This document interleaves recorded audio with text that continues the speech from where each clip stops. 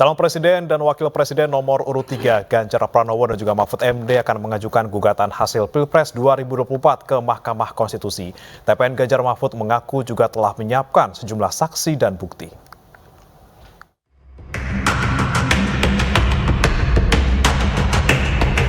Calon Presiden dan Wakil Presiden nomor urut 3 Ganjar Pranowo dan Mahfud MD akan mengajukan gugatan hasil Pilpres 2024 ke Mahkamah Konstitusi.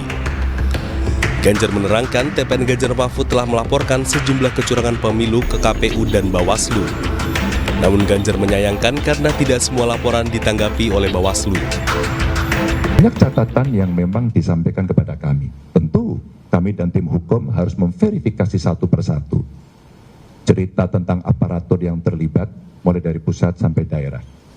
Cerita bantuan yang muncul tiba-tiba dengan sangat masif sekali. Bahkan ketika kemarin di DPR ada pertanyaan berapa sebenarnya jumlah bantuan sosial, siapa yang membagi, dan itu semuanya ternyata menjadi cerita di publik yang sampai kepada kami. Bahkan Bapak Ibu, teman-teman semuanya, dari apa yang ada riset yang mengatakan ada korelasinya antara bantuan itu dengan masyarakat akan memilih sesuai dengan yang ada dalam hatinya atau terpengaruh dengan bantuan itu. Di samping itu ada cerita manipolitik, ada cerita intimidasi. Saya kira inilah yang kemudian kumpulan cerita dari publik yang masuk kepada tim Ganjar Mahfud.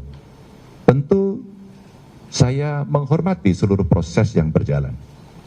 Kami menyampaikan laporan-laporan kepada penyelenggara pemilu.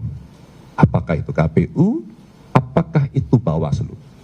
Dan kita berharap memang Bawaslu akan merespon. Sayang tidak semuanya terespon.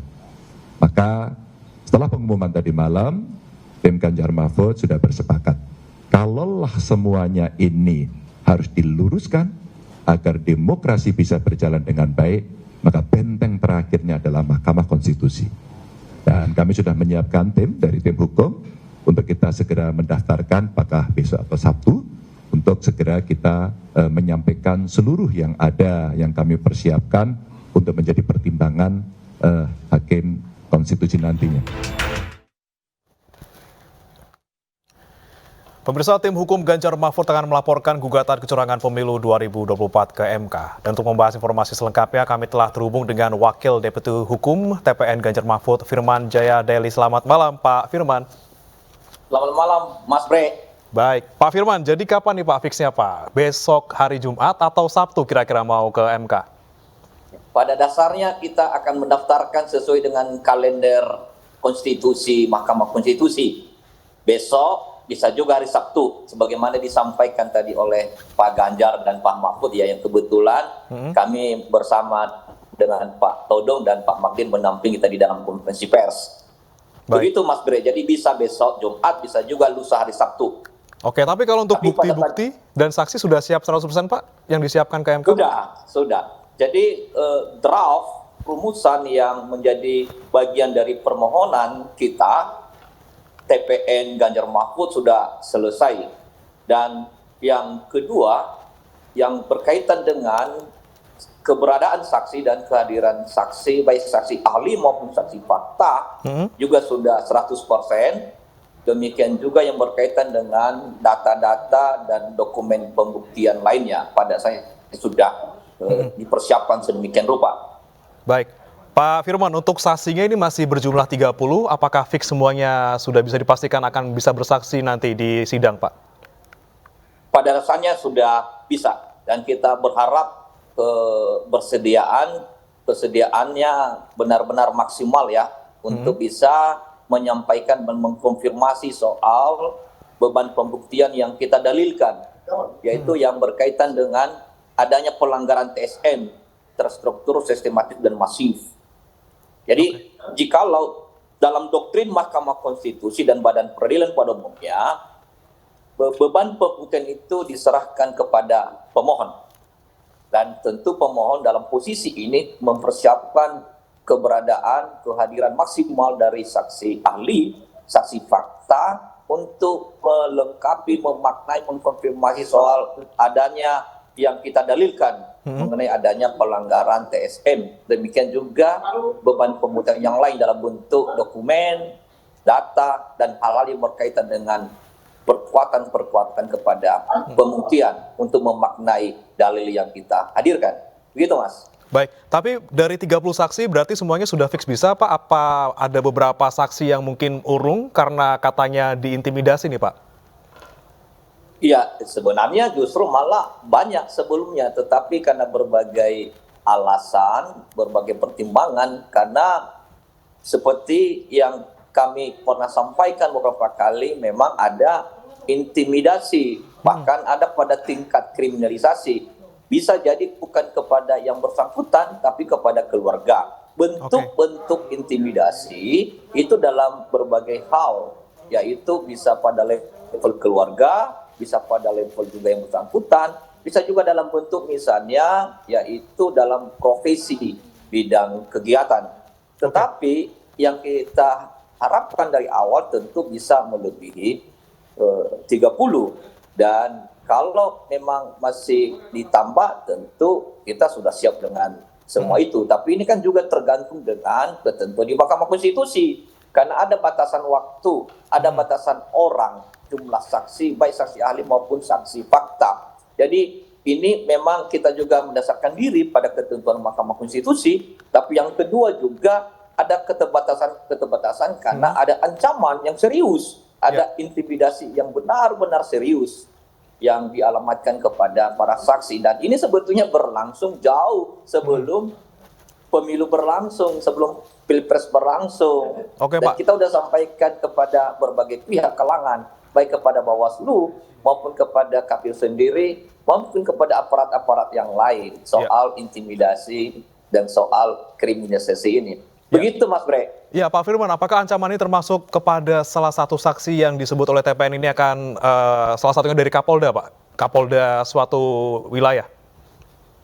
Kami bukan dalam posisi menanggapi dan menjawab itu, tapi kami berbicara secara makro bahwa kehadiran saksi perlu dan penting, baik ahli maupun fakta, karena itu untuk mengkonfirmasi, untuk memastikan, untuk menunjukkan memang adanya pelanggaran yang bersifat TSM, terstruktur, sistematis, dan masif.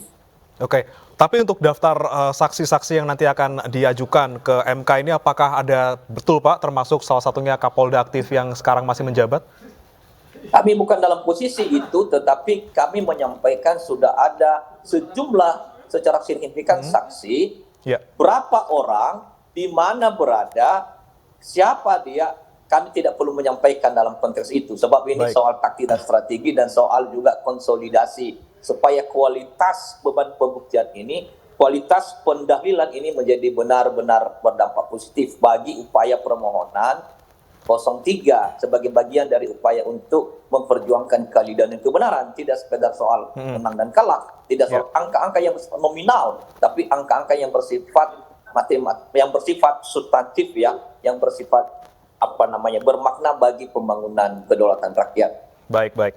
Pak Firman, kalau untuk terkait dengan bukti-bukti yang akan mungkin nanti disampaikan oleh TPN Ganjar Mahfud, ini apakah salah satunya juga terkait dengan kejanggalan Sirekap, mungkin suara Ganjar Mahfud yang katanya di lock 17%, ataupun mungkin Sirekap yang sampai sekarang katanya masih berubah-ubah datanya, walaupun sudah ada keputusan pengumuman hasil pemilu oleh KPU? Mungkin itu teknis tetapi salah satu poin yang akan kita sampaikan, karena memang sejak awal juga kita sudah menyampaikan keprihatinan kita dan protes kita soal Sirekap. Nah, jadi soal Sirekap itu satu perihal tersendiri sebagai bagian dari upaya sistematis untuk melakukan pelanggaran TSM.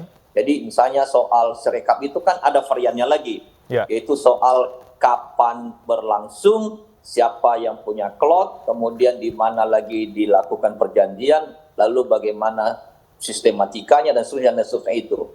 Karena sejak awal kami sudah pernah menyampaikan supaya dilakukan apa yang disebut dengan audit forensik terhadap soal Sirekap ini, supaya ada investigasi menyeluruh dan mendasar, karena ini bagian dari kejahatan politik, ini bagian dari kejahatan atas pemilu. Bahkan jika melihat juga pelanggaran TSM itu tidak hanya didekati dengan soal yang pendekatan IT, tapi juga non-IT. Non-IT itu misalnya soal yang berkaitan dengan di TPS ya, berbasis TPS, yaitu sehasil, yaitu berjenjang berjalur. Ini banyak hal yang bisa juga muncul ruang-ruang gelap yang bersifat manipulatif. Jikalau tidak ada saksi atau ada saksi lemah atau misalnya ada ruang-ruang kolusi di tingkat bawah, ini juga bisa terjadi.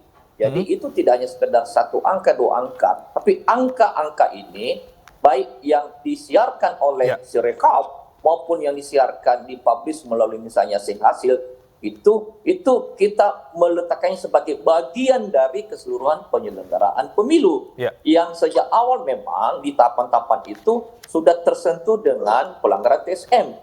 Misalnya berkaitan dengan putusan Mahkamah Konstitusi nomor 90 dan sejumlah peristiwa-peristiwa yang lain, kejadian-kejadian yang lain.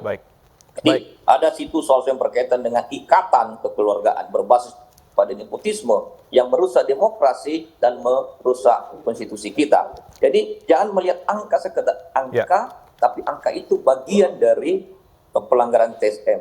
Begitu, Mas. Baik. Pak Firman, terakhir Pak Firman, ini kan MK sudah memastikan bahwa Anwar Usman tidak akan Begitu, Mas. Ya, tidak akan menangani sengketa Pilpres, tapi masih bisa untuk Pileg. Apakah Anda menilai bahwa MK nanti bisa menjalankan tugasnya dengan baik dengan adanya keputusan ini, Pak? Halo? Halo, Pak Firman masih bisa mendengar suara saya, Pak? Pak Firman? Ini nggak kedengaran. Halo? Ya, Pak Firman? Ini baru kedengaran. Ya, bisa mendengar suara saya, Pak ya? Bisa, baru bisa mendengar. Baik, Pak Firman. Terakhir, Pak Firman, ini terkait dengan MK yang akhirnya tidak membolehkan Anwar Usman untuk menangani sengketa Pilpres, tapi masih bisa menangani sengketa Pileg. Apakah dari TPN Ganjar Mahfud optimis MK nantinya bisa menjalankan tugasnya dengan baik? Sampai sekarang kita optimis ya dan berpengharapan sebab dua hal. Yang pertama memang menurut sistem politik ketatanegaraan kita yang berbasis pada demokrasi konstitusional, memang satu-satunya saluran untuk melakukan proses permohonan ini memang Mahkamah Konstitusi. Yang kedua, memang kita juga mengajukan permohonan dan tentu ranahnya adalah ranah hukum konstitusional yaitu MK. Nah, ada pertanda baik dari MK baru-baru ini yaitu dengan mengeluarkan putusan soal pelaksanaan pilkada serentak yaitu bulan November. Jadi tidak terpengaruh dengan tawaran dan keinginan dari pemerintah yang ingin mengusulkan pilkada serentak itu bulan September. Nah, untuk itu maka ini modal awal bagi MK untuk bisa membangun pulang, memunculkan pulang kepercayaan publik, di mana baru-baru ini dan beberapa bulan terakhir MK mengalami kehancuran atas kehilangan kepercayaan publik terhadap MK. Kita jaga MK kita kawal karena ada harapan baru yang ditawarkan. Dan ini momentum bagi MK sekarang ini. Itulah yang membuat kami, TPN Ganjar Mahfud dan kiranya juga masyarakat dan bangsa Indonesia masih berpengharapan dan memberikan optimisme kepada MK. Baik, Pak Firman, kita tunggu TPN kapan akan mengajukannya, mudah-mudahan secepatnya Pak Firman, dan juga kita harapkan MK juga nanti bisa menjalankan tugasnya untuk menangani sengketa pemilu dengan baik. Terima kasih Pak Firman Jayadeli, Wakil Deputi Hukum TPN Ganjar Mahfud telah bergabung bersama kami di Aing Sore.